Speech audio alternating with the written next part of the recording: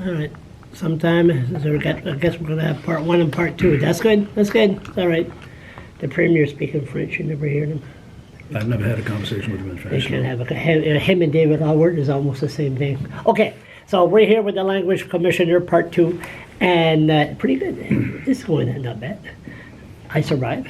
I'm doing good. Okay, Charlie. So the secretariat is to say what we recommended what's is that? we recommended a unit to assist the premier in doing his job as the person responsible for the administration of the Official Languages Act.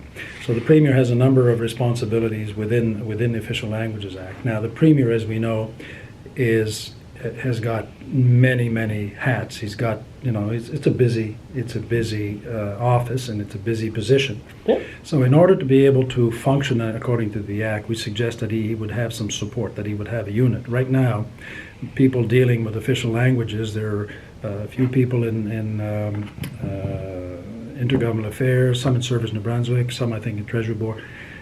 We say bring them all together, give them a responsibility and the authority to deal with these issues on a daily basis, to be proactive, to assist the Premier in order to get the job done, so that issues don't fall, in the cracks. That's all it is. It's not to create another level of bureaucracy. It's to bring these things together so that the Premier can, in fact, rely on people so that he can, stay ahead of the game on these issues. We have found that in the past, stuff has fallen, between the cracks because there was not a specific unit dedicated to looking after that on a regular basis. Isn't that your job? No, I don't work in the operations of government. I don't tell government, this is how we're going to do it. You're going to do A, B, C, D. If I were to do that, and then there'd be a complaint filed against what I planned or organized, I would be investigating my own complaint. An ombudsman type of position isn't in the operations section of it. Okay, it's a supervisory role, and we don't. And also, we've had people from different institutions over the years contacting us to say, well, how can we do this? And we would say, look, the Act says that you must, live up to these requirements, but I can't tell you how to do it. But you should have someone within government who can assist you in doing this, someone dedicated to doing that. So it's just another level to make sure that within government, work is being done, okay? And I'm very conscious, as anyone else, to add extra costs, Some government programs, obviously, you have to pay for them.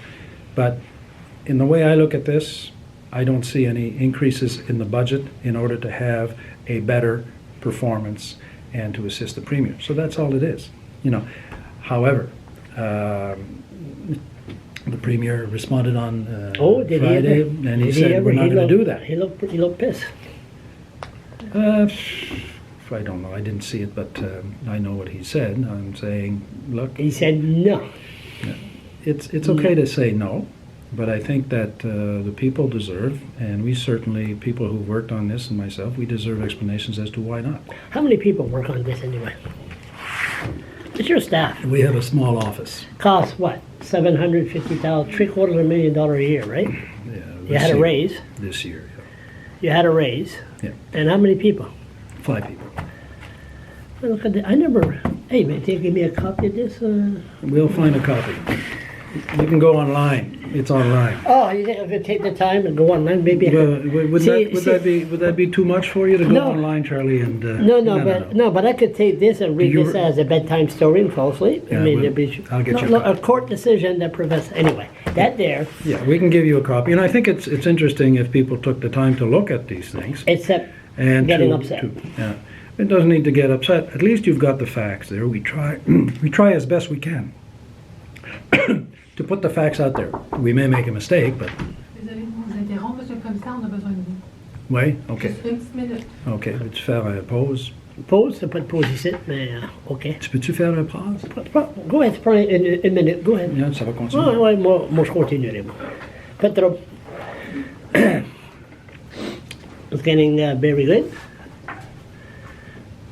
It's very good. Michel Carrier, sorry, there's no pause here, just 4 minutes. But I'm learning, and I think that's where that's where the part is of blowing things out of proportion, and that's why Michel Carrier is here.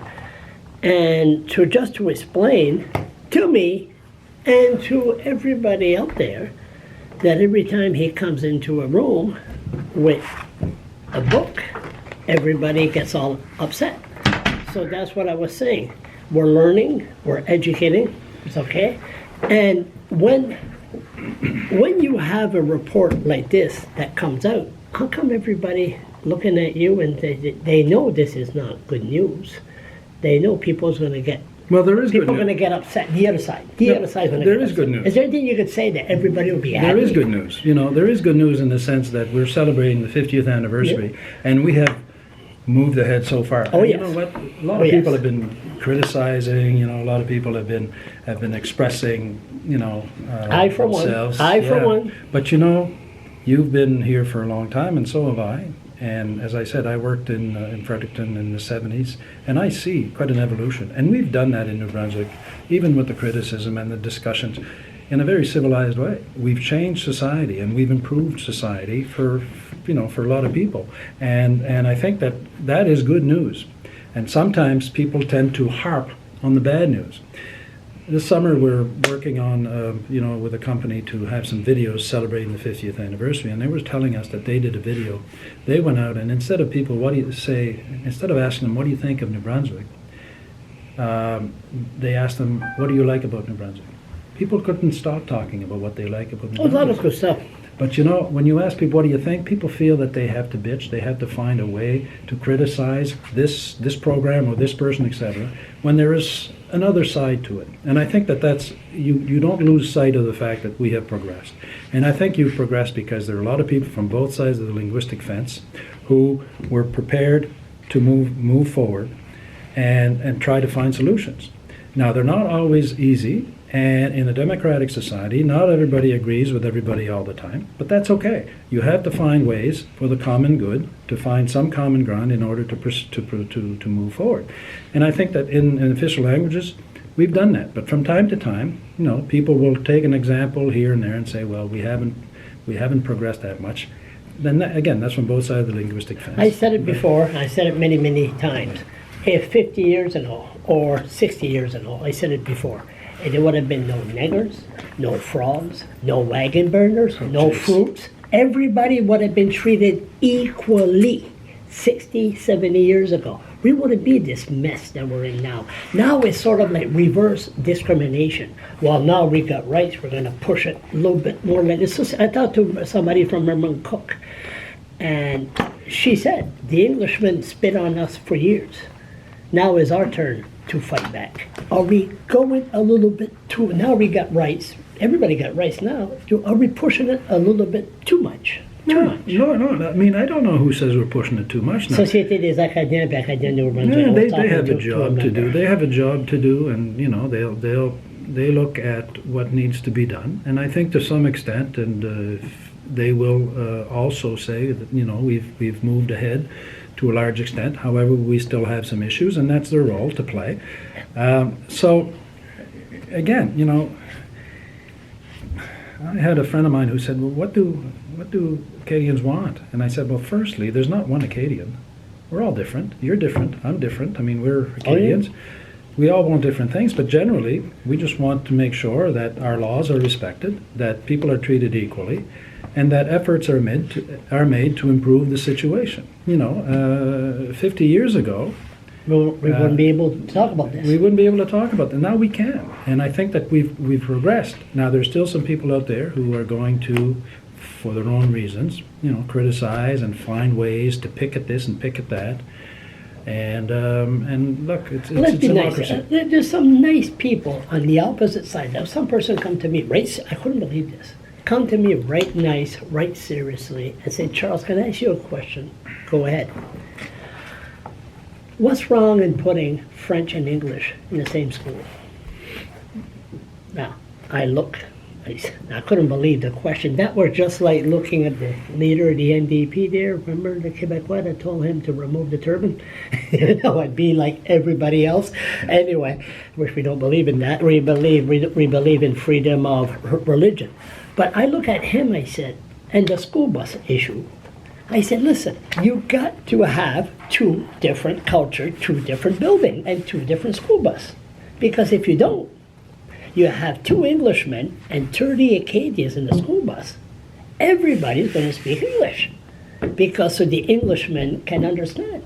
That's why, but to say, put both culture in the same school, you can't have that because everybody be speaking English. Well, you know that. Well, some people have said, as you just mentioned, this person that you spoke to, if they were all together, everybody would be bilingual. Unfortunately, that would be nice, but that's not going to happen. That's not going to happen. There's so much pressure on the French language because of where we are, in North America, because of social media, television, everything, everything is in English.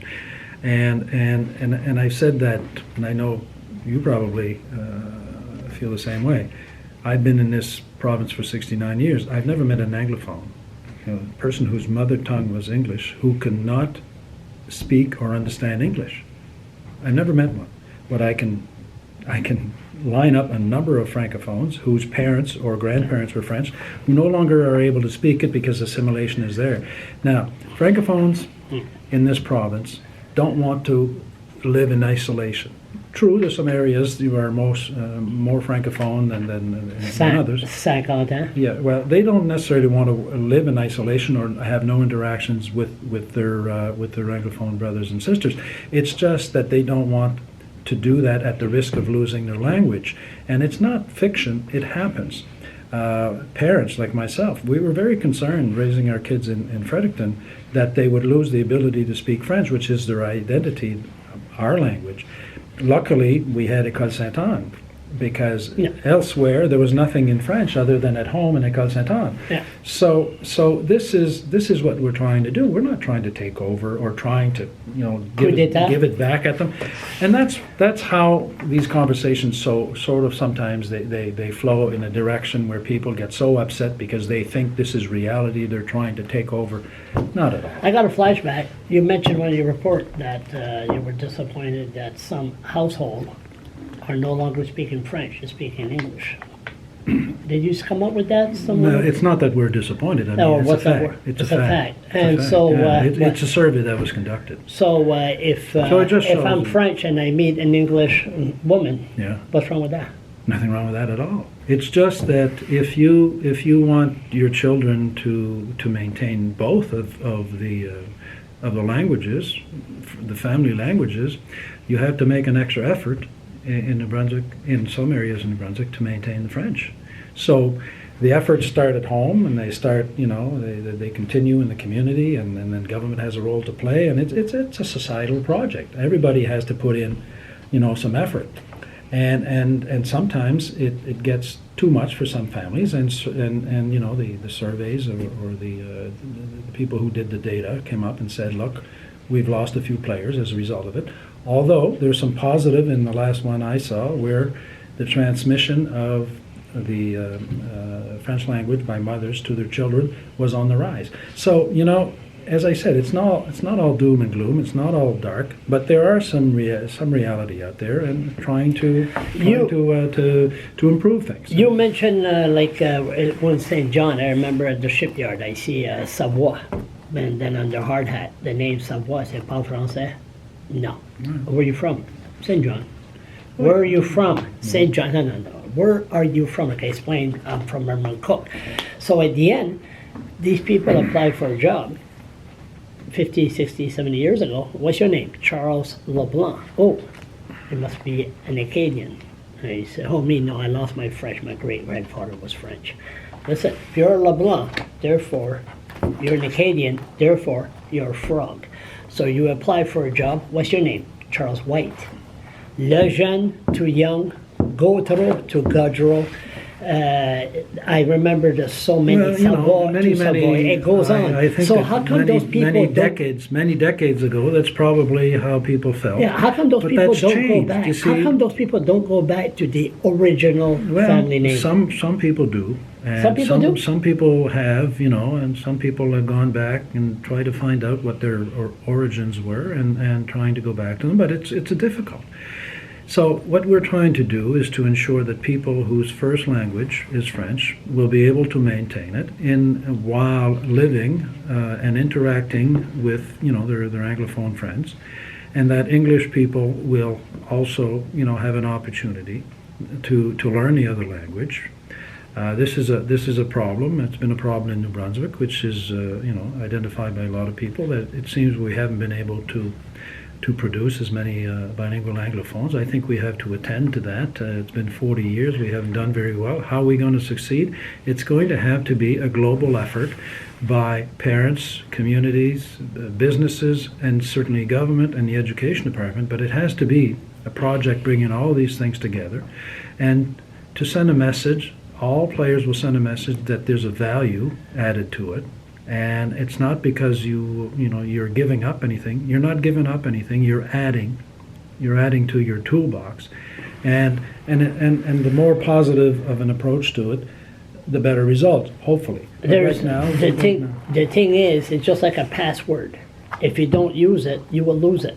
And they come up from French immersion in St. John, and next thing you know, there's no word of practice le français.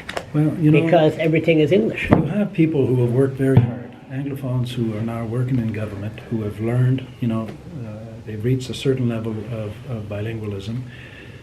And it's something that, the Act says the language of work should provide an opportunity for people to work in their first language, or certainly in their second language, if they've learned it, through hard work. But right now, sort of the default language is English in government, in most government institutions. So can we do something to provide, Mr. Jones or Mrs. Jones or Miss Jones, who has worked very hard in immersion and she's got a certain level, so she doesn't lose it, so she improves it, provide her with the opportunity to do her job, to do it well, but also the opportunity to do it in her second language. So this is another part of the process that could assist in raising the level of bilingualism. I don't know when this is going to go out. It's going to go out in maybe 2 minutes. Yeah, I know you're in a hurry. You're starting. Oh, and I'm sure you're so disappointed that I have to go. Look at the eyes. Well, I'm sure I'll see you on the street. Of course. Is there the last thing? Did you mention the Frenton Police Force in there? The Frenton Police Force, we met with them, and there was a complaint. We met with them. They're doing a lot to ensure that they can serve people in both languages. They have more bilingual people on staff, police staff and other. And I think they recognize that they have responsibility, obligations, and they're doing the best so far, and they can continue to improve. So yeah, we had to deal with them. The city of Fredericton has adopted a new policy on official languages, and they're working with it, trying to improve it. Again, it's a matter of planning, to get from here to there. And We're working on it. We're working on it, and it's not a situation where they say no, we're not going to do anything. No. Quite the contrary, is that we want to accomplish something. And we're trying, and hopefully we will put in the time and the work, and we'll be able to reach another level. So. You got to find a word to the People Alliance. Oh, I don't have a word to the People Alliance. I think that the only thing that most people have to be concerned about is they shouldn't form an opinion based on myths and on misinformation. They should try to get the facts, and then they can take whatever position they want. But unfortunately, sometimes people will go on myths, and it'll flow from one person to another, and all of a sudden it becomes reality. And it's that's like what we saying that in order to work in government you have to be bilingual. That's not true. But I would think that a lot of people still feel that way because they know of a cousin or a friend who applied, couldn't get the job. Well, that will happen once in a while, but there's still, as I said, 54% are available to Anglophones in Part 1, and there are a lot more jobs around. So basically, look at the facts, and be selective in where you're going to get your information, and then form your opinion based on that. Thanks, Charlie. Merci beaucoup. Merci, mon cher. À la prochaine.